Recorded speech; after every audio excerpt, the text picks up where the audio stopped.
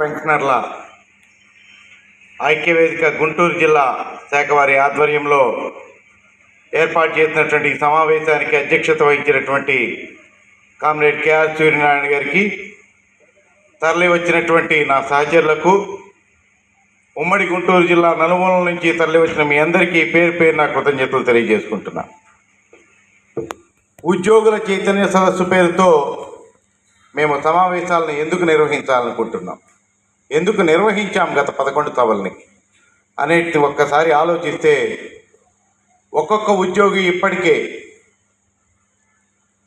4 నుంచి 7 లక్షల రూపాయల వరకు రాష్ట్ర ప్రభుత్వం నుంచి బకాయి ఉన్నప్పటికీ స్పందించకపోవడంతో, ఏవైతే మనకి కరువు భత్యం రావాలో వాటిని ప్రభుత్వం చెల్లించకపోయినా కానీ చూస్తూ ఊరుకోవడంతో, పిఆర్సీ బకాయిలకు సంబంధించి మనకి ఏవైతే 6,500 కోట్లు రావాలో వాటి గురించి కూడా మీలో చైతన్యం లేకపోవడంతో, అలాగే ఏదైతే ఎంప్లాయీస్ హెల్త్ స్కీమ్ అని చెప్పేసి మనకి ప్రీవియస్గా ఉన్నటువంటి మెడికల్ రియంబర్స్మెంట్ని తీసేసి ఈ ఎంప్లాయీస్ హెల్త్ స్కీమ్ అనేటువంటిది మన కార్పొరేట్ హాస్పిటల్కి వెళ్ళిన వెంటనే ఏటీఎం కార్డ్ లాగా మనకి యాక్చువల్గా వైద్యం జరుగుతుందనేటువంటిది మన ఒప్పించి మెప్పించి తీసుకువచ్చి, ప్రస్తుతం ఉన్నటువంటి పరిస్థితి ఏంటంటే కనుక నిన్నటి నుంచి ఈహెచ్ఎస్ కార్డు మీద మేము ఎటువంటి వైద్యము చేయము అని చెప్పేసి ఈ రాష్ట్రంలో ఉన్నటువంటి కార్పొరేట్ హాస్పిటల్స్ అన్ని ప్రభుత్వానికి అల్టిమేటం ఇచ్చినా కానీ మనం స్పందించకపోవడంతోనే ఈ ఉద్యోగుల్ని చైతన్యపరచాలనేటువంటి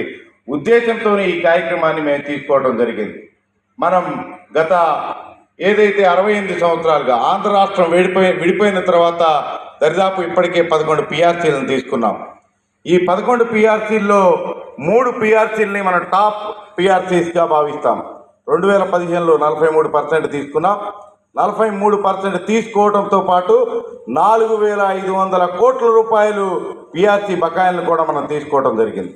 అలాగే 2010లో 39% తీసుకున్నాం. దరిదాపు 2,500 కోట్ల రూపాయల బకాయిలను కూడా రాష్ట్ర ప్రభుత్వం దగ్గర నుంచి తీసుకోగలిగాం. 1999లో 25% మనం పిఆర్సీ తీసుకున్నాం. దరిదాపు 1,000 కోట్ల రూపాయల బకాయిలు తీసుకున్నాం.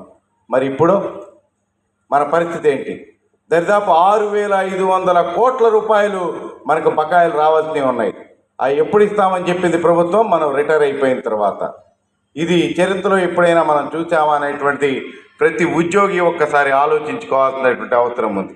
అలాగే మనకు అసలు 11వ పిఆర్సీ ఏదైతే ఈ ప్రభుత్వం వచ్చిన తర్వాత ఇచ్చారో అది మన యొక్క పిఆర్సీ ఇచ్చారా, లేకపోతే మనకు అప్పటికే పెండింగ్ ఉన్నటువంటి 5 డిఏల్ని కలిసి ఇచ్చారా అనేటువంటిది కూడా మనం ఆలోచించాల్సినటువంటి అవసరం ఉంది.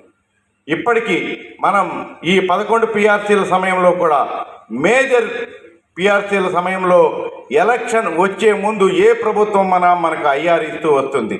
బట్ ఇప్పుడు మనం కనీసం ఐఆర్ కూడా తీసుకోలేనటువంటి పరిస్థితి. వన్స్ ఎలక్షన్స్ అయిపోయిన తర్వాత ఏ ప్రభుత్వాలైనా ఏ విధంగా స్పందిస్తాయో మనకు తెలుసు.